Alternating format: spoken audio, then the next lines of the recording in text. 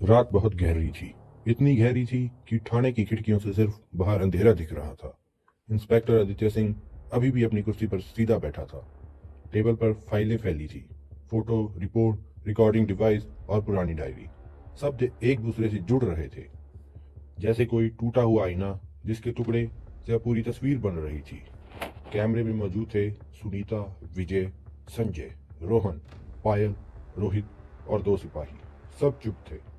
कोई सांस भी जोर से नहीं ले रहा था। आदित्य ने धीमी आवाज में बोलना शुरू किया। हर कहानी का एक शुरू होता है, और हर अपराध की भी।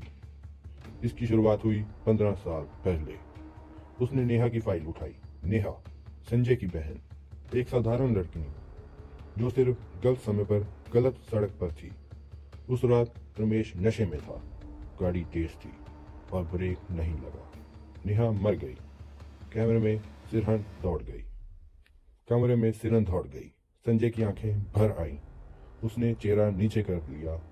केस दबाया गया। आदित्य बोला, क्योंकि रमेश के पास पैसे था और विजय के पास झूठ बोलने की हिम्मत। विजय की उंगलियां कांपने लगीं। लेकिन पाप यही नहीं रुका, आदित्य ने कहा। कुछ महीने बाद एक और एक्सीडेंट। इस बार विजय की पत्नी, और फिर से रमेश बच गया। सुनीता ने पहली बार सर उठाया। मुझे नहीं पता था, वह फुसफुसाई। नहीं, आदित्य बोला, तुम्हें बाद में पता चला। डायरी से, पुरानी फाइलों से और उन फोन कॉल से। उसने एक कॉल रिकॉर्डिंग चलाई। रमेश की आवाज, मत खोद पुरानी बातें, सब बर्बाद हो जाएगा। तब तुम समझ गई, आदित्य बोला, कि तुम जिस आदमी के साथ रह रही हो वह ही दो मौतों का जिम्मेदार है। सुनीता की आंखों से आंसू गिरने लगे। मैं घबरा गई थी, उसने कहा। मैं बच्चों को बचाना चाहती थी। मैं सच बाहर नहीं आने देना चाहती थी। इसलिए तुमने विजय से संपर्क किया, आदित्य बोला। उसने तुम्हें मशीन के बारे में बताया, जो पहले से रमेश के शरीर में थी। फिर आदित्य ने फोटो दिखाया, हार्ट सर्जरी की रिपोर्ट, जिस पर विजय के साइन थे। तुम दोनों ने इंतजार किया, सही वक्त का। जब संजय फिर सामने आया और रमेश टूटने लगा, दवा मिलाई गई ताकि दिल कमजोर हो, ताकि मशीन का असर तेज हो। रोहित ने धीरे से पूछा, सर, दरवाजा अंदर से कैसे बंद हुआ? आदित्य ने जवाब दिया, ऑटो लॉक सिस्टम, जो विजय ने खुद लगवाया था 1 महीने पहले। सब चौंक गए। रिमोट से मशीन चालू हुई और रमेश की धड़कन रुक गई। बिना आवाज, बिना खून, बिना संघर्ष। रोहन कांपते हुए बोला, माँ, आपने मुझे फंसाया। सुनीता रो पड़ी। मुझे माफ कर दो, मैं तुम्हें बचाना चाहती थी। शीशी जानबूझकर तुम्हारे बैग में रखी गई ताकि शक तुम पर जाए और संजय पर। संजय ने गुस्से से कहा, तो मैं बस महरा था? आदित्य बोला, हाँ, तुम्हारा दर्द असली था, लेकिन इस्तेमाल किया गया। विजय अब टूट चुका था। मैंने 12 साल तक इंतजार किया, वह बोला। हर दिन बदले के बारे में सोचा, और जब मौका मिला तो रुक नहीं पाया।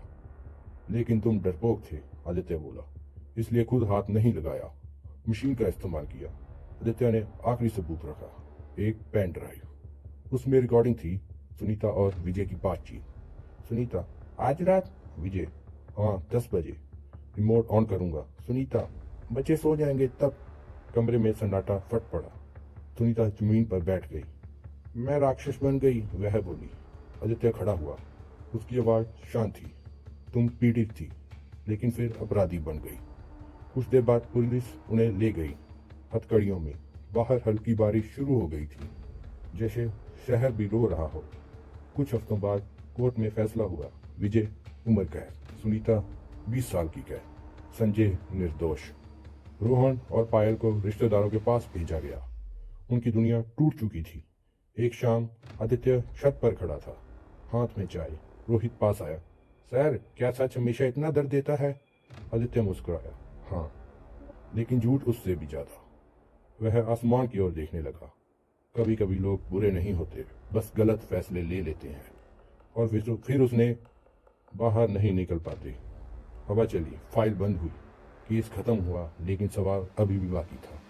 अगर तुम्हें सच पता चले तो तुम क्या उसे छुपाओगे या उसे सामने लाने की हिम्मत करोगे? कहानी यही खत्म नहीं होती, लेकिन सोच यहीं से शुरू होती है। तो यही इस कहानी का अंत हुआ। नई नई कहानी सुनने के लिए हमारे चैनल को सब्सक्राइब करें और बेल आइकन को दबाएं, ताकि हम आपको एंटरटेन करते रहें। Thank you.